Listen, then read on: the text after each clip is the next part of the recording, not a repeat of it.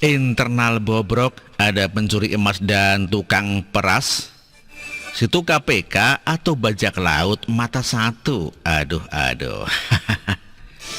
Tak berselang sebulan KPK ini sudah hancur lebur, dirusak dari dalam.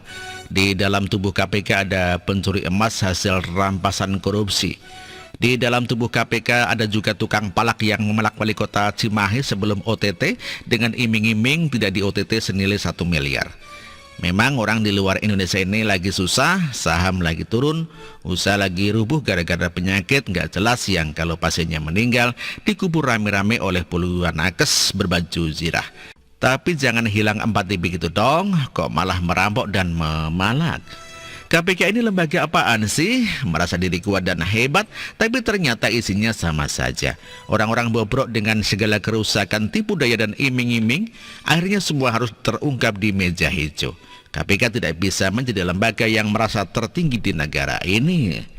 KPK pun harus tunduk sama hukum di negara ini. Kita tahu KPK dibentuk di era Megawati dengan segala timnya yang sangat sempurna dan sangat konsisten berkomitmen melawan korupsi. Tetapi setelah Megawati selesai digantikan oleh bapaknya AHY, KPK menjadi lemah. Antasari di penjara, semua orang KPK diisi oleh orang macam BW, Novel, Febri, dan orang-orang yang mudah termakan urusan hati dari SBY. Akhirnya kasus-kasus pun diredam. BLB yang sudah kadung dikasuskan malah di SP3. Setoran negara ke KPK berupa anggaran itu sangat besar. Nilainya besar, diharapkan bisa setidaknya balik modal.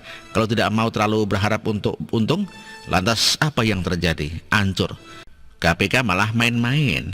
Internalnya busuk seperti daging yang sudah lama didiamkan dan muncul belatung kecil yang menggerogoti daging dari dalam. Belatung itu datang dari dalam atau dari luar ya. Setahu penulis secara ilmiah, belatung itu adalah semacam telur yang dimasukkan oleh lalat ke dalam daging dan kemudian bertumbuh menjadi larva yang menggerogoti daging itu. Saya kira KPK secara internal tahu betul dan sudah memaklumi tindakan-tindakan semacam ini. Internal KPK sudah menganggap hal ini adalah hal yang biasa saja. Maka ketika Jokowi membuat undang-undang KPK, orang-orang internal KPK ketakutan. Febri Diansah mundur kalau nggak mau dibilang kabur. Novel koar-koar nggak berani kabur karena mungkin nggak tahu mau kerja apa lagi. Padahal ada Balai Kota Jakarta, tapi takut ketahuan konflik of interest.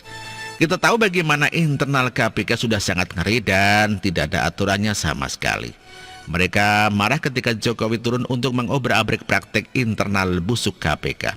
Makanya jangan heran selama belum ada undang-undang KPK, KPK tidak ketahuan sudah ngapain saja.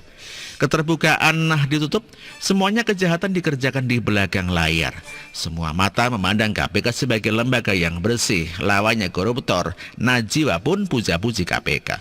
Tetapi ternyata setelah KPK diawasi, dibuat terbuka, nggak lama 2 kasus mencuat. Kasus itu adalah maling hasil rampasan dan pemerasan.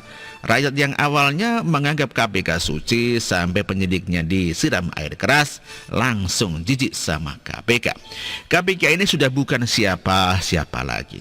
Mereka sudah kebanyakan borok yang akhirnya dikorek oleh Jokowi lewat undang-undang KPK yang ternyata membuat KPK terlihat sangat buruk sesuai dengan kenyataannya. Bayangkan saja, Novel Baswedan bisa sampai disebut sebagai polisi Taliban oleh Neta Espane. Memang banyak kacaunya dan banyak busuknya. Apalagi setelah Antasari Azhar di penjara dan difitnah di rezim sebelum Jokowi. Kasian banget. KPK diisi oleh orang-orang macam Abdullah Heha Mahua, Novel Baswedan, Bambang Wijoyanto, dan berbagai orang lainnya yang tidak punya visi pemberantasan korupsi yang jelas. Sekarang lihat saja 2 kasus ini, tukang rampok dan tukang peras. Ditambah lagi kasus Anies yang diduga korupsi tanah besar-besaran itu. Nggak dirus, sudah paham kan arah KPK? Jangan bilang nanti KPK menjadi partai yang mengusung Anies di 2024, lalu Novel sebagai tim suksesnya. Nggak kebayang betapa rusaknya Indonesia. Kalau mereka mengusung Anies, Novel bisa jadi pelindung Anies dengan luar biasa. Di DKI saja sudah begitu, apakah mau satu Indonesia hancur? Kalau teroris sih mau, ngeri kan? Semoga saja dua kasus KPK ini bisa menghancurkan KPK sampai ke harga dirinya. Demikian artikel ini dikutip dari siwu.com dan ditulis oleh Manuel. Terima kasih.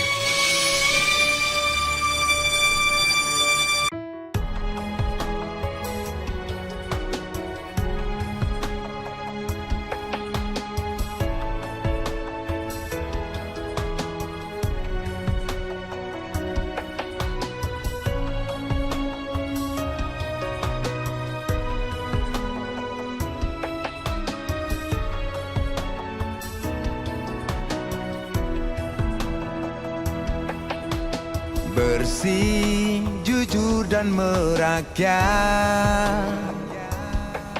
berbuat demi masa depan kami.